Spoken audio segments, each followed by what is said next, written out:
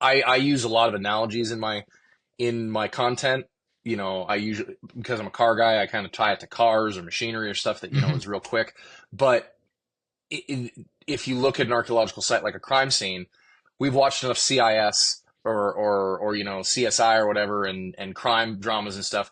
We understand that chain of custody. We understand that, here's a piece of evidence that was showed up late. Notice how everybody asks about why is it late? Why wasn't it found here, here, here, and here? So you have that. Archaeological sites are the same way. Um, and I mean, we can get That's a really good into. analogy. Well, I mean, even if you think about like Lee Berger learned this firsthand Mhm, recently. Um, if you come to a conclusion before the jury of your peers reach that mhm. conclusion with you, it's going to get you in trouble. It, Um, yeah. Well, so even there's a difference between trouble and scrutiny. yeah, that's what You I'm. know, Yeah, there's a great example, and I'm sure if you've watched Graham Hancock or watched the Joe Rogan show with his shit. Sorry, I'm just yeah, you're fun. sorry for the adult language if there's people listening that don't care for that. We cuss a lot in this field. Um, when you look at Graham Hancock, because he's my buddy, and we and he's just the greatest example of all the things to not do. He talks about the Clovis first hypothesis, and I don't know, Jana, if you've heard of this, but the peopling of the Americas when humans first showed up in North and South America has been a hot debate for a very long time. Right. And one of the oldest sites that was found in North America was found in the 20s in New Mexico, and it's called the Clovis site. Yeah. So we have taken this name of this little railroad town, we've applied that name to the site because of their distance from each other, and because the artifacts that came out of that This site is excavation, huge, by the way. yeah, it is huge, but it's also so incredibly distinct. Yes. It is so incredibly distinct The that burials were even. there were no burials there. I'm thinking of a different At one. You're thinking of a different site. No, the Clovis site was a lithic cache. So somebody stockpiled spear points and scrapers and all this stuff and Yes, hid yes. it away on likely like a migrational transit route or a trade network. So they could like, I remember, 20 paces off of this rock that looks like an owl. I have a new spear point or all this stuff that if you need the supplies. Um, but it was So it was this a trade lithic. center. No, it was like a supply depot. Oh, okay. Yeah, yeah, It's yeah. just that you cached some supplies away, and on your travels, when you pass a spot, you can I re up was on your spear points. I was thinking of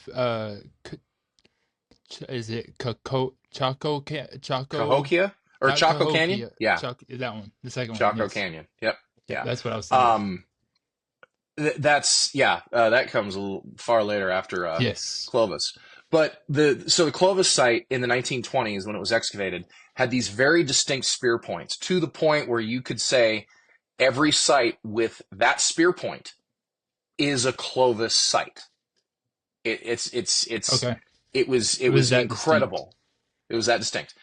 Um, and the dating methodology in the 1920s and 30s when this site was excavated put the site at about 13,500 years, give or Hmm. take 500 years. And it's the oldest site in the Americas when that Was was found. published in the 1930s. That's 90 years ago. That's I was about to say that's 6 years from me in 100 years. I mean, Yeah, like, it's been a while.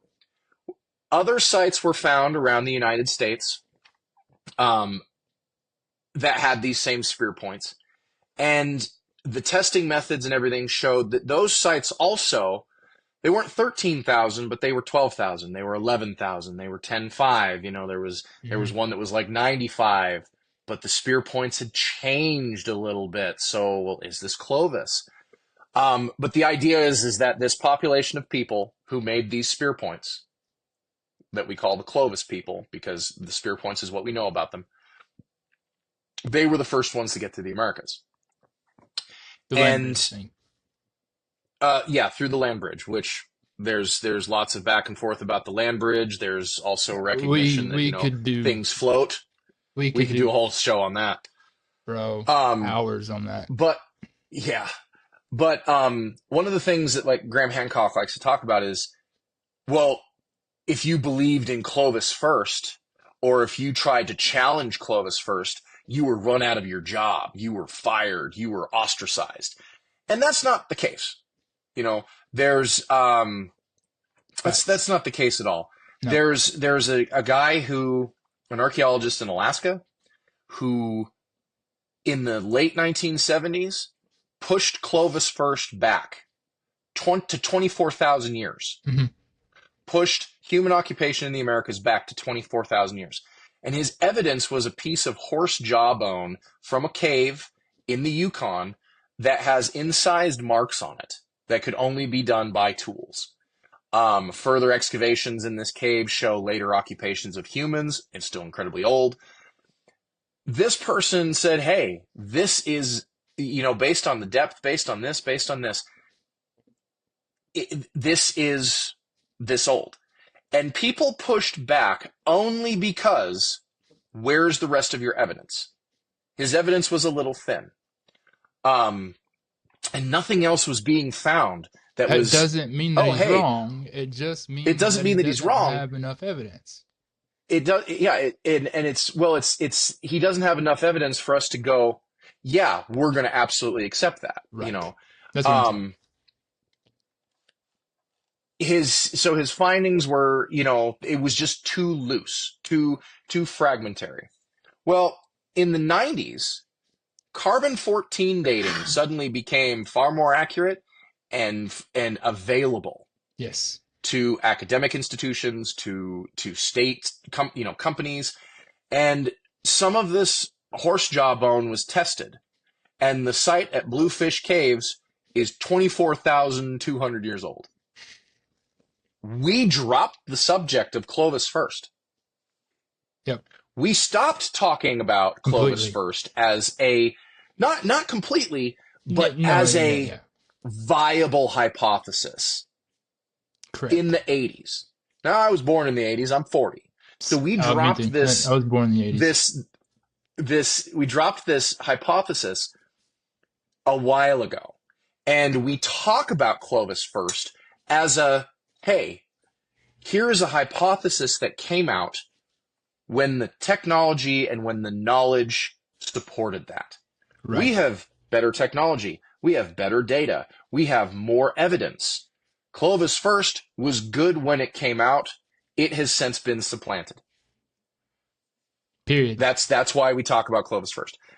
Clovis first keeps coming up, though, with conspiracy and Graham Hancock and stuff, because it's an attempt for them to discount and dismiss what archaeologists say, because Graham Hancock's making money off of his he TV was on show, Joe Rogan, man. which is, He's credible. oh yeah, Joe Rogan's making money, and it all goes out the window when someone like myself says, well, actually, here's a bunch of evidence that shows that you're wrong. You're making money off of telling people lies. And then they of course, that would create drama. Which is why watching Graham Hancock's show, for 20 minutes, he makes us out to be the bad guys. We're out to get him. All this stuff. I'm like, dude, no. Two, if we were out to get you, you wouldn't have a TV show.